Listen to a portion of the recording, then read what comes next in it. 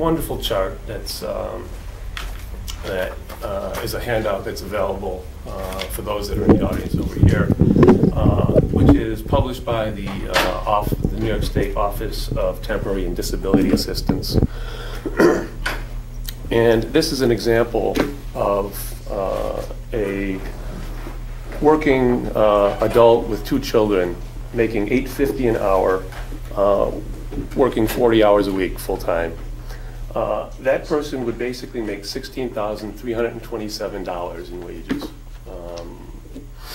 Since the federal poverty level for a family of 3 is $17,600, this person is basically below poverty. But the federal and state governments have work supports that help that family. And that's what the third graph bar in your chart here is. And the biggest part of those supports is the earned income credit. The federal earned income credit would be slightly over $4,500 for that individual and family. The next biggest portion would be food stamps, worth about $2,654. Then we have federal child tax credit, the New York State earned income credit, the New York State Child Independent Care Credit, and as you can see, most of these work supports work through the tax system. So in order to claim these credits, you actually have to file a tax return. But if you do that, then basically you end up with $26,804 in income for this family. So now instead of being below poverty, we've raised this family's income up to 152% of poverty. So these are significant.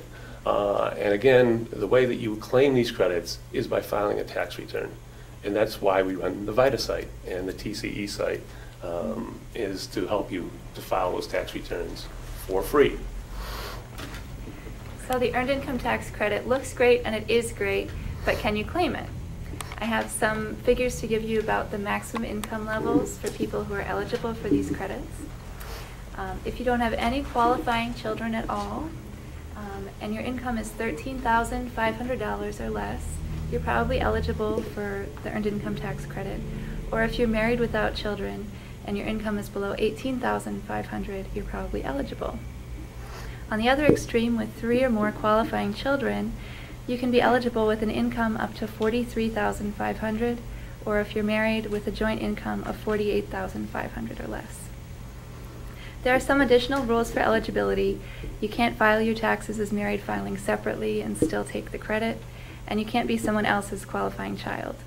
For all the details, you can consult the IRS or consult the trained tax preparer at one of our sites. And the most important thing to claim these credits is that you file your taxes. I want to talk a little bit about the advance earned income tax credit, which has been available through this year. It's a way of getting the earned income credit throughout the year by your employer, so as you go, rather than in one lump sum. Most people haven't used this option. In 2003, only 0.2% of all the earned income credit issued was through employers this way. And this year, President Obama and Congress have repealed the advance earned income credit, so it won't be available after December. If you're getting it now, plan ahead. It's going to end December 31st. So if you do appear to meet the income requirements that I've talked about, but you haven't claimed the earned income credit in the past, or you haven't filed taxes at all, you're not alone. The Government Accountability Office, or GAO, estimated that 1/4 of eligible families and individuals didn't claim their earned income credit in 1999. And a local study in 2000 by the Children's Defense Fund estimated that 18% of New York State households don't claim the credits they're eligible for. So that's quite a few households who are missing out on this large amount of money. And childless workers are especially reminded that you are eligible for the earned income credit even without children. So if you haven't filed taxes or haven't claimed the credit correctly for the past several years, you can still get your money. The IRS will allow you to file taxes up to 3 years back and claim those refunds. Okay, I get to talk a little bit more about the VITA program. Volunteer Income Tax Assistance is sponsored by the IRS. And if you don't know if there's a VITA site near you, you should go to irs.gov or call 1-800-906-9887. That's a toll-free nationwide number. Here in Tompkins County, it's a whole lot easier. You can just call 211. Tompkins County 211 will get you in touch with the nearest VITA site or tax counseling for the elderly site to get you to be able to do your taxes for free. So I'm going to talk a little bit more now about the actual site that I run at Alternatives. As I mentioned, we've been doing it since 2002. And over, for example, last year we had 80 volunteers who put in over 1,900 hours helping people to file taxes.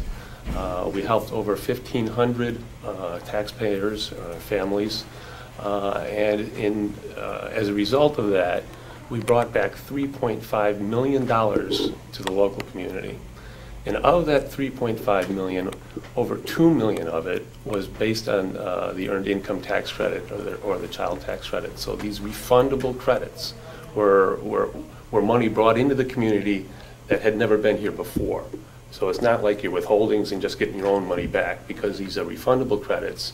That $2 million is money in our community being spent in local stores, helping to grow the whole economy. The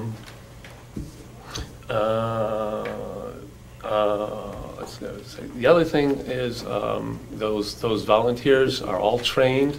They have to pass an IRS test in order to be qualified to help you do that return. But the other thing you have to know about a volunteer is that they're doing it because they want to do it. You know, they're doing it because they care about you. So when you come to one of our tax sites, it's not like going to an accountant. There's kids running around. We're going to be talking to you about your whole family, and basically, the volunteers actually have a lot of fun, and we hope that the taxpayers have as much fun as is possible while they're filing a tax return. One other point I'd like to make is not just the amount of money that's brought back to the whole community, but to an individual.